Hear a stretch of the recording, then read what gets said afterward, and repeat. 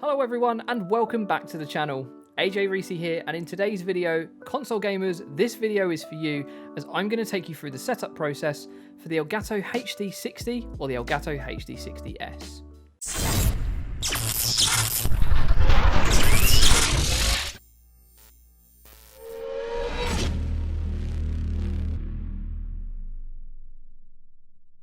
Now today's video, there's going to be a number of tips and tricks that I can give you to help set up to get the best quality for your stream going forward.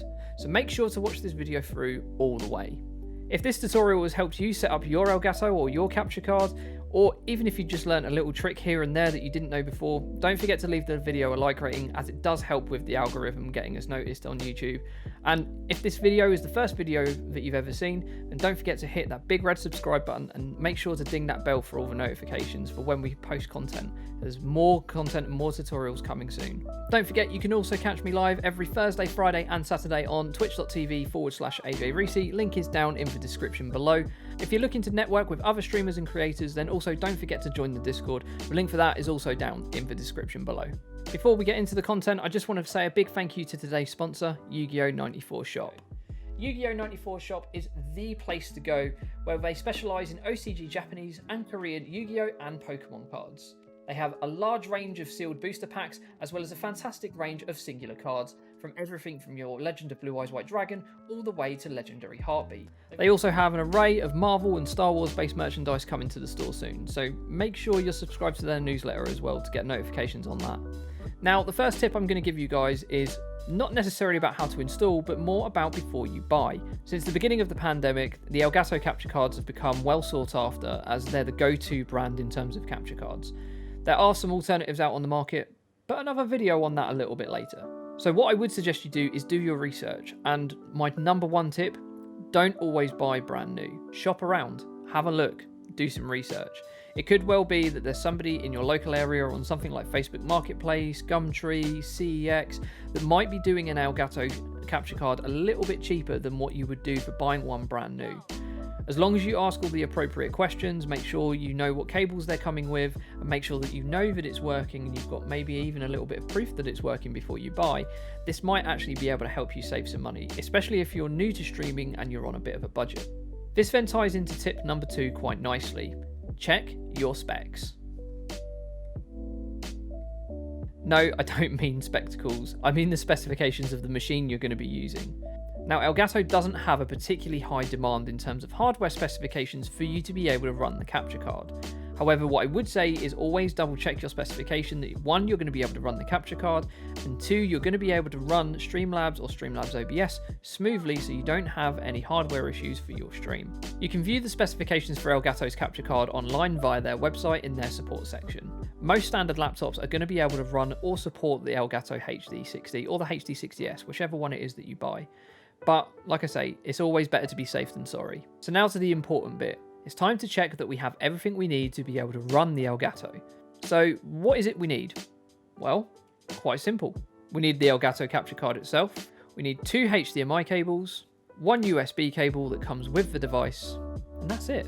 So once you've checked off that you have all of these items, we're on to step number 4.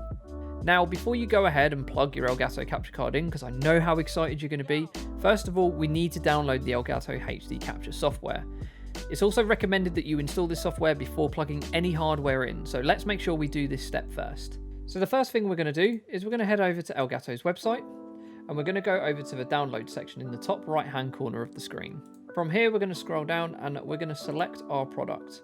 Now, we just need to scroll down a little bit, and you can see we've got the Elgato HD60S, the 60S Plus, so just choose which one that is that you're going to be using. Because I've got the older HD60, we need to be clicking on the HD60S. From here, you're then given 2 options for the 4K capture utility or the game capture. You're going to want to download the game capture for Windows. Obviously, if you're on Mac, then you would scroll down to Mac in the drop-down box just above, but we're going to download this for Windows. Once the download's finished, we're going to run the install software, click Next, agree to the license terms, click Next again. This is up to you if you want to, but I'm happy to share.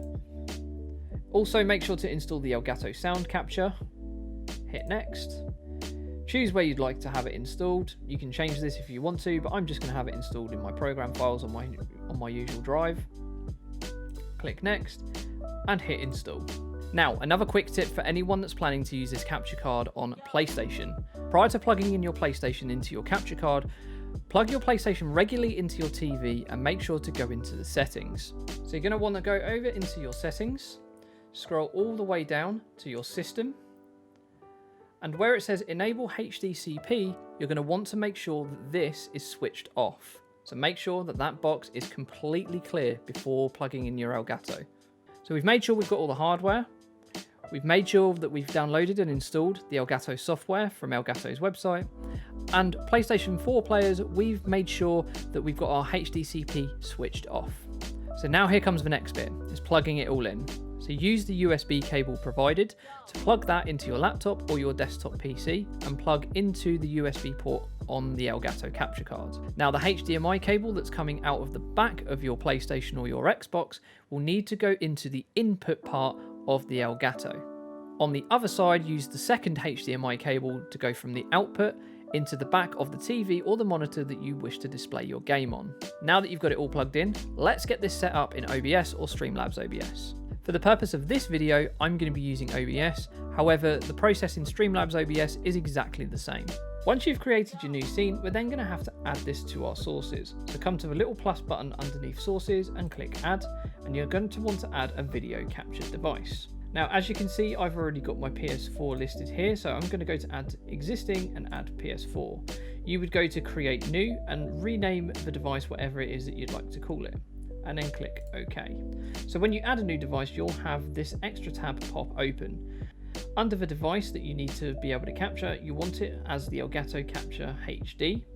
You're going to want to change your resolution to custom, change it to 1920 by 1080, change it to 60 frames so you can make sure you record at the highest frame rate, and then just slightly down we're going to go to color range and we're going to change that to full. One little tip that I would also advise as well is while you are in the properties section, you can also go to this little button here called configure video. As you can see here, this will then give you a couple of different options in addition to your original properties. So you're going to want to make sure, like I say, at the top is the Game Capture HD60.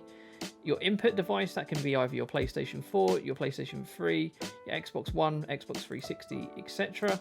We're going to choose PS4 in this case. HDMI color range, you want to go to expanded. Your profile, you're going to want to make sure that it's at HD 1080p rather than 720. If you only want to be able to stream at 720, that's fine. We can do this later, but it's always better to capture the full 1080p.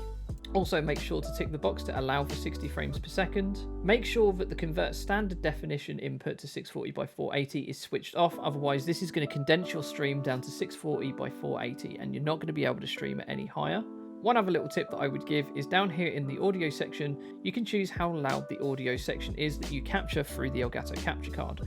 What I would recommend you do is make sure that this is turned all the way up to 100, and then what you can do is when you're going through your stream, you can then adjust the sound and adjust the decibel settings within OBS itself rather than via the HD capture card.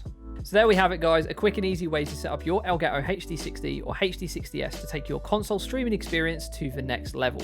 If you have found this video useful, please don't forget to give it a like rating, and if you are new to the channel, hit that big red subscribe button and ding the notification bell for all of our new content. And guys, thank you so much again for watching the video, and I'll see you all soon.